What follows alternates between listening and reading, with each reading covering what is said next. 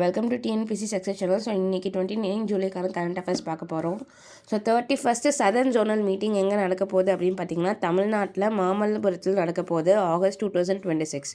So zonal மீட்டிங்கிறது வந்து பாலிட்டியில் ரொம்ப இம்பார்ட்டண்டான டாப்பிக்கு. ஸோ சதர்ன் ஜோனல் கவுன்சிலில் வந்து யார் யார் இருப்பாங்க அப்படின்னு பார்த்தீங்கன்னா தமிழ்நாடு, கேரளா, ஆந்திர பிரதேஷ், கர்நாடகா, தெலுங்கானா, புதுச்சேரி வருது. ஸோ இது நல்லா பார்த்துக்காங்க. அதுக்கப்புறம் சதர்ன் ஜோனல் கவுன்சில் வந்து இது ரொம்ப இம்பார்ட்டன்ட். ஸ்டாச்சுட்டரி பாடியாக கான்ஸ்டியூஷனல் பாடியான்னு தெரியணும். கான்ஸ்டியூஷனல் பாடினா கான்ஸ்டியூஷனில் அதுக்கான ஆர்டிக்கல் இருக்கும்.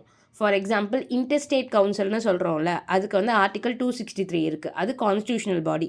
பட் இது வந்து ஒரு பார்லிமெண்ட் ஆக்டால் தான் இந்த பாடி உருவானுச்சு. ஸோ இது ஸ்டாச்சுட்டரி பாடி.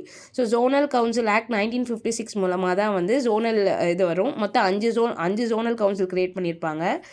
6th north east council zone வந்து எப்போ ஓப்பன் பண்ணியிருப்பாங்க 1972. மொத்தம் ஸ்டார்டிங்கில் 5 ஜோனல் கவுன்சில் இருந்திருக்கு. ஆக்ட் வருஷம் பார்த்துக்காங்க. இதோட சேர்மன் யார் அப்படின்னு பார்த்தீங்கன்னா யூனியன் ஹோம் மினிஸ்டர்.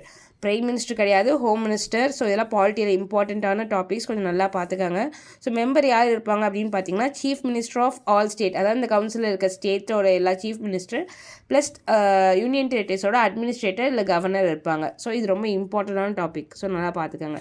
நெக்ஸ்ட்டு தமிழ்நாடோட 7th ஸ்டேட் ஃபினான்ஸ் கமிஷனோட சேர்மன் யார் அப்படின்னு பார்த்தீங்கன்னா அலாவுதீன்.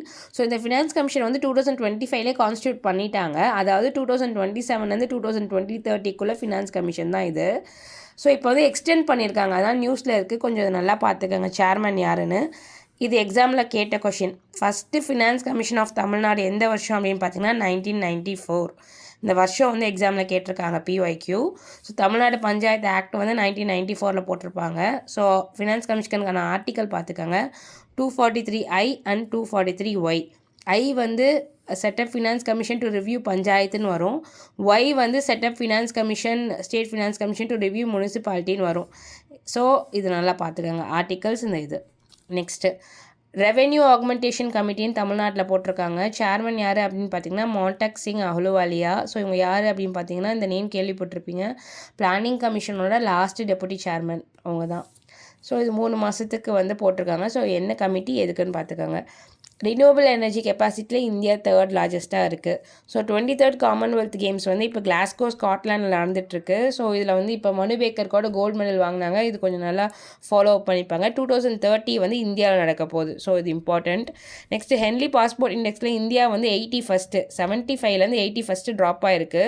ஸோ இந்த பாஸ்போர்ட் இண்டெக்ஸில் எத்தனை கண்ட்ரிக்கு விசா இல்லாமல் போகிறத பற்றி தான் வந்து இது வரும். இந்தியா வந்து 55 கண்ட்ரிக்கு விசா இல்லாமல் போகலாம். ஸோ ஃபஸ்ட்டில் இருக்கிறது சிங்கப்பூர் வந்து 192 கண்ட்ரிஸ்க்கு விசா இல்லாமல் போகலாம். தேங்க்யூ.